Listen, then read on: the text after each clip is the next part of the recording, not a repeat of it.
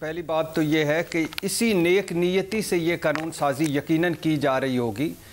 جس نیک نیتی سے ای وی ایم ختم کی گئی ہے اور جس نیک نیتی سے نیب ختم کیا گیا ہے۔ دوسری بات، اسی اخلاقی برتری والی اسمبلی میں یہ ترمیم آئے گی جس کے اپوزیشن لیڈر راجہ ریاض ہیں اور وزیر اعظم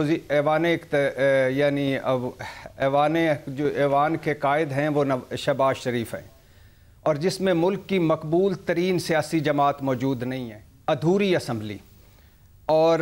وہی اسمبلی جو بقول پی ڈی ایم کل تک جعلی تھی، جھرلو زدہ تھی، جعلی مینڈیٹ والی تھی، اور جس کو ختم ہو جانا چاہیے تھا، اسی سے ہی قانون سازی ہوگی یقیناً۔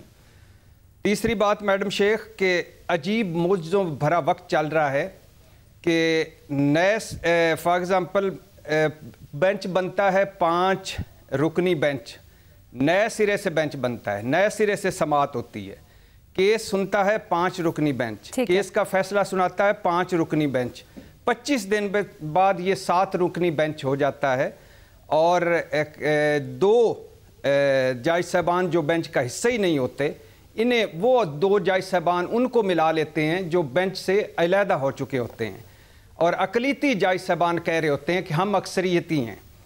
میڈم شیخ، یہ عجیب معجزوں بھرا وقت چل رہا ہے کہ 5 رکنی بینچ فیصلہ سناتا ہے 3-2 سے کہ الیکشن کرائیں 90 دن میں،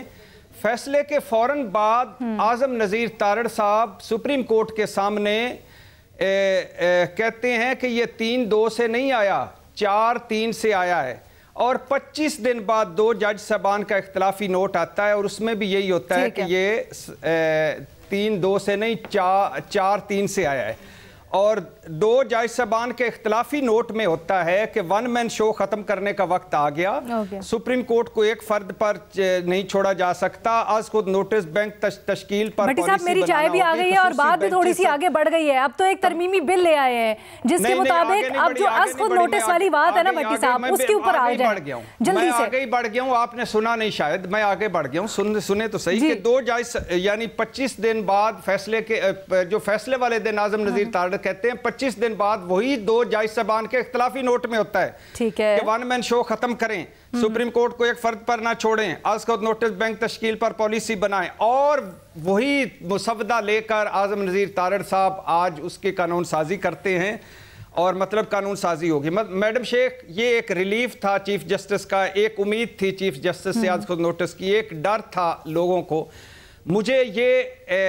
جو آپ نے کہا نا عدلیہ کو تقسیم کیا جا چکا ہے، آلموسٹ عدلیہ پر چڑھائیاں کی جا چکی ہیں آلموسٹ، مجھے یہ بھی ترازو کے پلڑا برابر کرنے کی ایک کوشش ہے، مجھے یہ بھی عدلیہ پر حملہ لگتا ہے، مجھے یہ بھی عدلیہ پر دباؤ ڈالنے کی ایک کوشش لگتی ہے۔ کیا بینیفٹ ہو سکتا ہے اس سے حکومت کو، یہ جو قانون سازی ہو رہی ہے؟ میڈم شیخ، صرف یہ سوچئے کہ اگر فائز عیسیٰ صاحب چیف جسٹس ہوتے اور یہی ترمیم لاتی تحریک انصاف تو سارے جواب آپ کو دے دیتے شہباز شریف اور پی ڈی ایم کے کیا عدلیہ کو آپ انڈرمائن کر رہے ہیں، کیا آپ سارا کر رہے ہیں، وقت کون سا ہے، ٹائمنگ کون سی ہے، کیا جا رہا ہے۔ سر چلے میں آپ کا آرگومنٹ مان لیتی ہوں، لیکن اتنے مفروضے پہ تو اتنے آگے تو نہ جائے نا، یہ صرف سمجھنے کے فواد چودھری صاحب نے گو کے مفروضہ نہیں ہے، مفروضوں پہ ہی تو سارا ملک چل رہا ہے میڈم شیخ، میرے مفروضے بھی سن لیں، پورا مجھے صرف اتنا بتا دینا نون لیگ کو کیا بینیفٹ یا پی ڈی ایم کو کیا بینیفٹ ہو سکتا ہے اس سے،